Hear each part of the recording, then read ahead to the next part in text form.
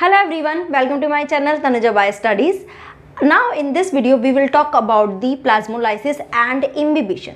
इससे प्रीवियस वाले वीडियो में हमने किसके बारे में बात करी थी? डिफरेंट टाइप ऑफ सॉल्यूशंस के लिए, जैसे कि isotonic solution, hypotonic solution and hypotonics. उसमें डिफरेंट सॉल्यूशन के बेसिस पे ऑस्मोसिस भी डिफरेंट होता है. ठीक है, ये तो प्रीवियस वीडियो में बात करी थी ना. उसमें से हम एक टर्म लेके आ रहे हैं, that is the hypertonic solution. Okay, तो प्लाज्मोलाइसिस जो होता है it occur because of this kind of solution.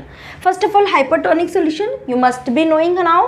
कैसा होता है? ऐसा सॉल्यूशन जिसमें सॉलिड का कॉन्सेंट्रेशन ज़्यादा होता है as compare to water. Okay, तो सपोज एक कंटेनर है जिसमें कैसा सॉल्यूशन है? हाइपरटोनिक सॉल्यूशन है. ओके ओके, नाउ इसके अंदर अगर हमने एक सेल को प्लेस किया, फाइन, इस सेल में वाटर का कंटेंट ज़्यादा है. यहाँ पे क्या है? वाटर है जो मोर है as compared to in this hypertonic solution. Sorry, okay, because as I told you hypertonic में solute concentration ज़्यादा है but water concentration कम है. Now you know it very well कि osmosis कैसे होता है, from higher water concentration to lower water concentration, or you can say moves from high water potential to low water potential. Now you must be knowing about the water potential also. Okay, we have talked about in some previous videos. Okay, तो अब क्या हुआ कि water because यहाँ cell में ज़्यादा है तो अब वाटर यहाँ से क्या बाहर कंटेनर में आना शुरू हो जाएगा. This is called the exosmosis. Okay fine. सबसे पहले तो वाटर क्या होता है, इसका जो साइटोप्लाज्म होता है वहाँ से निकलना शुरू होता है और फिर सेल के अंदर जो ये वैक्यूल होती है, इस वैक्यूल के अंदर से निकलना शुरू होता है. ठीक है, I am repeating again. Initially it comes from the cytoplasm. पहले तो साइटोप्लाज्म से निकलता है फर्स्टली, एंड देन सेकेंडली ये कहाँ से निकलता है? वैक्यूल से. ओके, अब आपको पता है कि ये एक सेल है. ओके, और इसके अंदर ये वाली क्या है? Cell membrane. This is the cell wall and this is the cell membrane. Okay, इसके अंदर साइटोप्लाज्म है जहाँ से क्या हो रहा है? ये वाटर निकल रहा है. वाटर निकलने की वजह से क्या हुआ? बिकॉज यू नो साइटोप्लाज्म और प्रोटोप्लाज्म जो होता है जिसके अंदर वाटर ही मेन कंटेंट होता है. अब वाटर निकलने की वजह से ये प्रोटोप्लाज्म क्या हो गया? ये श्रिंक होना शुरू होता है और उसकी वजह से जो ये सेल मेम्ब्रेन ये सेल वॉल के साथ ही है, ये वहाँ से डिटैच होना शुरू हो जाती है और श्रिंक होना शुरू हो जाती है. तो it will be like this. Okay, so now it will be like this. ऐसे एक श्रिंक होकर सेपरेट होके एक सेपरेट हो गई सेल वॉल से. ठीक है, so this is now in this condition this is called the plasmolysed cell. Okay, क्या है? Plasmolysed cell. Fine, and this process is called as the plasmolysis. ठीक है, when a cell placed in a hypertonic solution, water comes out of the cell, result in the shrinking of the protoplast, that is called as the plasmolyzed cell. So I hope plasmolysis आपको clear हुआ होगा. ठीक है, तो ये तो plasmolysis की बात हुई. अब हम बात करते हैं इम्बिबिशन की. सी इम्बिबिशन क्या होता है? It is also a kind of diffusion. तो पहला पॉइंट इम्बिबिशन में हम बात करते हैं, it is a special type of diffusion. See जब क्वेश्चंस आते हैं तो उसमें ट्रू और फॉल्स स्टेटमेंट या फॉलोइंग स्टेटमेंट्स में से डिफ्यूज़न के स्टेटमेंट्स कौन से करेक्ट है उन्हें चूज़ कीजिए. तो उसमें ये स्टेटमेंट के बेसिस पे क्वेश्चन आते हैं. तो you should know it is a special type of diffusion. होता क्या है? There is a absorption of water from solid. ठीक है, सॉलिड्स कोलॉइड्स जो होते हैं उनके थ्रू वाटर का एब्जॉर्प्शन किया जाता है, result in increasing in the volume. Increase in volume. ठीक है, इसी के साथ ही यहाँ पे एनर्जी भी इंक्रीज हो जाती है, प्रेशर भी इंक्रीज हो जाती है. बट मेनली हम किसके बारे में बात कर रहे हैं?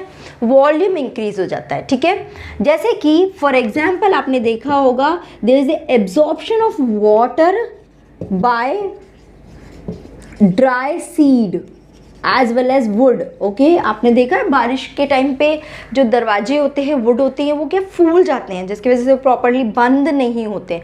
बिकॉज बारिश के टाइम पे क्या होता है, रेनी सीजन में बहुत ज़्यादा ह्यूमिडिटी होती है, वाटर कंटेंट बहुत होता है, तो ये वुड जो होते हैं dry, they has the tendency to absorb the water, और उसकी वजह से ही वो क्या होते हैं, फूल जाते हैं, उनका वॉल्यूम जो है वो इंक्रीज हो जाता है। Same happen with seed also. Seed जो होता है वो भी क्या करता है, वाटर को एब्जॉर्ब करता है। And as you know, seed के चारों तरफ क्या प्रेजेंट होता है, सीड कोट प्रेजेंट होता है।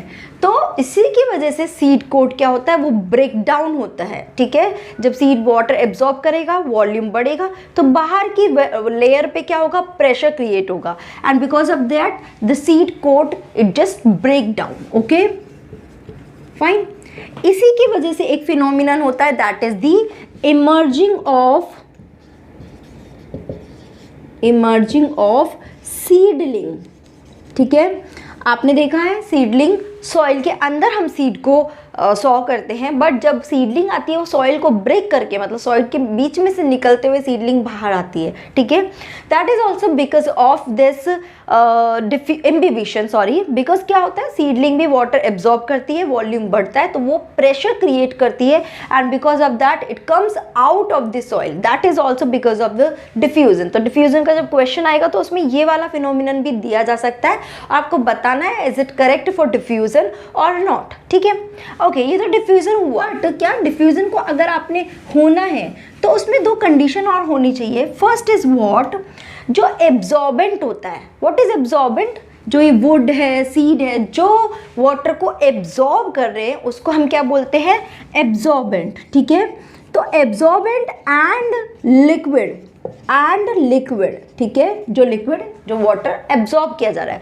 इन दोनों के बीच में क्या होना चाहिए, वाटर ग्रेडियंट होना चाहिए। ठीक है, ये तो यूनिवर्सल लॉ है ही, चाहे आप ऑस्मोसिस की बात करो, डिफ्यूजन की बात करो, एक्टिव ट्रांसपोर्ट है, नो सॉरी एक्टिव ट्रांसपोर्ट नहीं, बट नॉर्मली जो पैसिवली जो चीज़ें होती है उन सब में यूनिवर्सल लॉ या ये क्या है कि वाटर डिग्रेडियंट तो होना ही चाहिए। ठीक है, तभी वो क्या होगा, वाटर एक जगह से दूसरी जगह मूवमेंट करेगा, और कैसे करेगा, from high concentration to low concentration. तो एब्जॉर्बेंट एंड लिक्विड के बीच में वाटर ग्रेडियंट, या बोल सकते हैं वाटर पोटेंशियल ग्रेडियंट होना चाहिए, या फिर एक और चीज भी बोलते हैं प्रेशर ग्रेडियंट होना चाहिए।